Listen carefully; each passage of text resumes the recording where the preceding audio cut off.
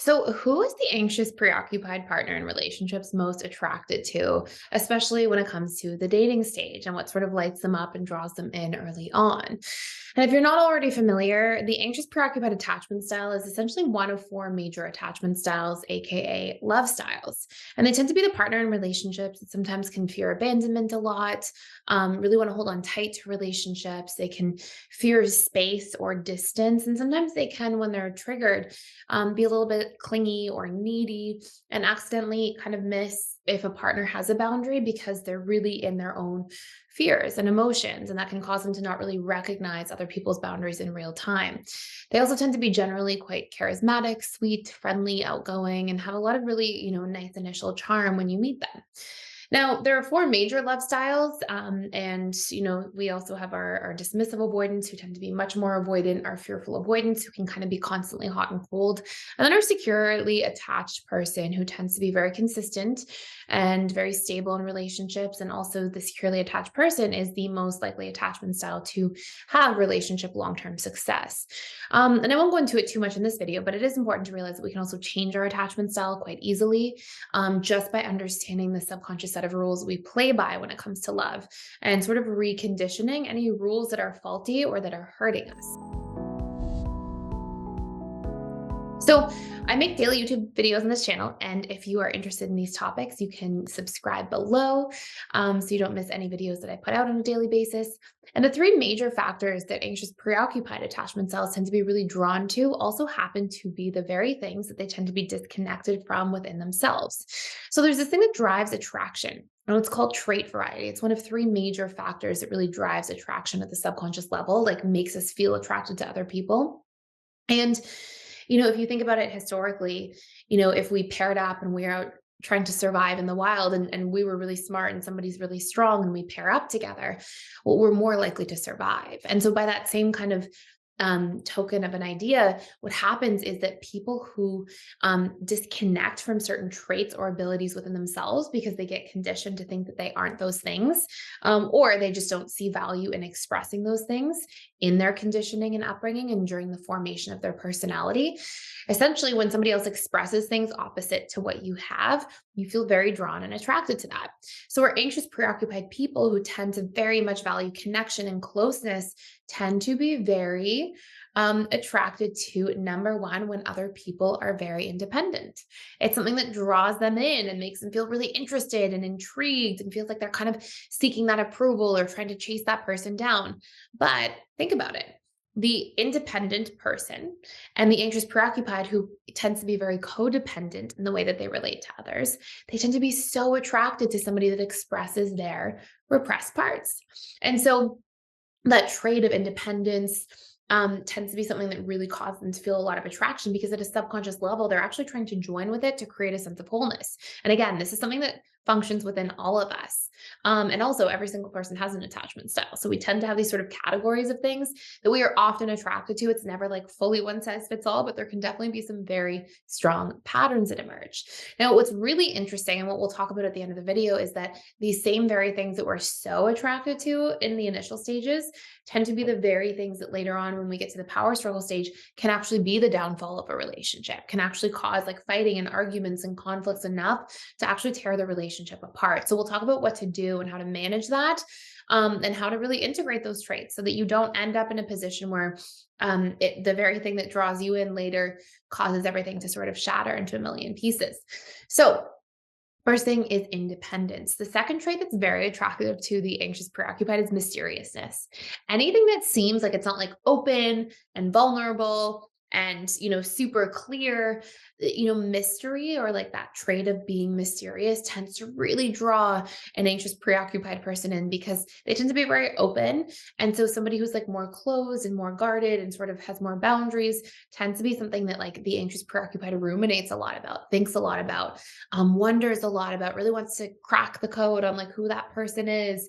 And so you'll see a lot of those different dynamics. Now, the third trait, and it kind of goes hand in hand with being mysterious, is somebody who's very assertive.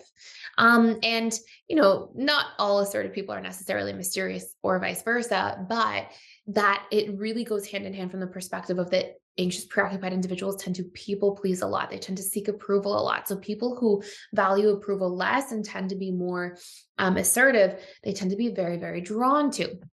Now, keep in mind, these are just some major factors that APs tend to be drawn to in their relationships.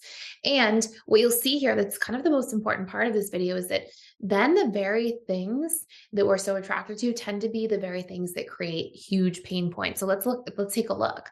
Like anxious preoccupieds, when they're drawn to super independent people, but they're very codependent, initially there's that attraction, but then longer term, this is what causes the anxious preoccupied to feel like their needs aren't met and they feel more panicked and they fear abandonment more.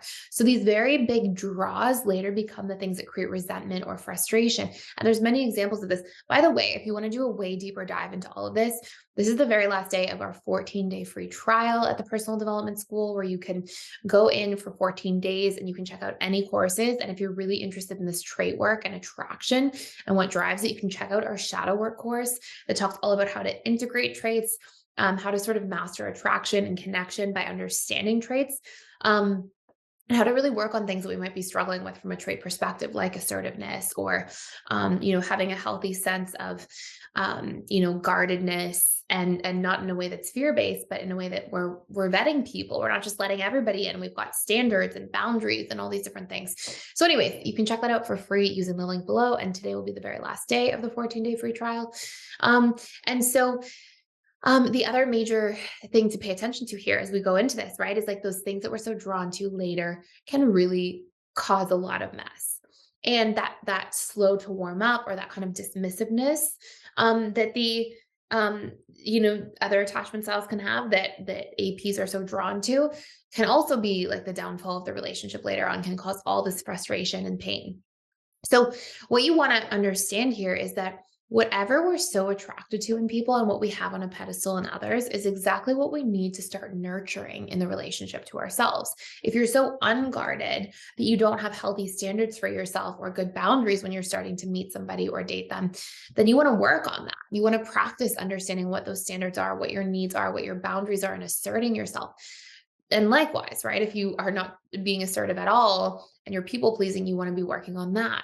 And wherever you find yourself like thinking about somebody all the time, or like being really infatuated, try to get really clear. Try to ask yourself, what specifically am I so infatuated with?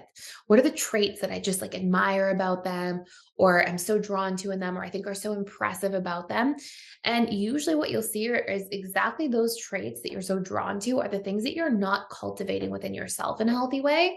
And so your subconscious mind tries to get this sense of wholeness through pairing up with somebody who's expressing those things. And what later ends up happening is if you're relying on somebody to do those things for you, and you're not coming into harmony and coming into balance and centeredness by learning how to take from each other in terms of those different traits and express some of what each other, have repressed. Like if we're not doing that work, then we'll stay in this lack of wholeness, because growth, like relationships really are there to make us grow. They're there to poke us and prod us into evolution. And it's actually this beautiful opportunity to become whole and securely attached if we have these repressed parts.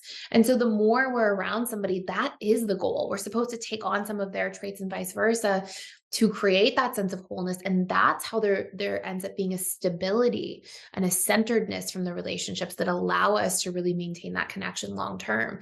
But when we don't do that, that polarity, yes, is attractive early on in the dating and honeymoon stages of relationships, but later on in the power struggle stage, this is what causes the chaos.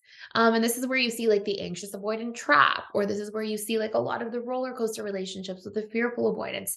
So the more we can master these traits within ourselves, integrate these things in a healthy way, not only do we grow tremendously as an individual, but it allows our attraction and connection and relationship to stabilize and turn more into more unconditional type of love. And we can still have that attraction. Like you'll still see that like one person will end up expressing a lot more of a certain trait than the other. But if we have it repressed versus we just don't have it like as a major part of our personality, that's the big difference. And we need that sense of stability and harmony from a trait perspective to have that relationship last. last. So I hope this makes a lot of sense. Thank you so much for watching. If you enjoyed this video or this channel, please check in. I put daily YouTube videos out here with all kinds of breakthroughs about your subconscious mind and relationships and attachment styles and how to heal. And thank you for being here. The 14-day free trial closes today. So check it out. And thank you so much for watching.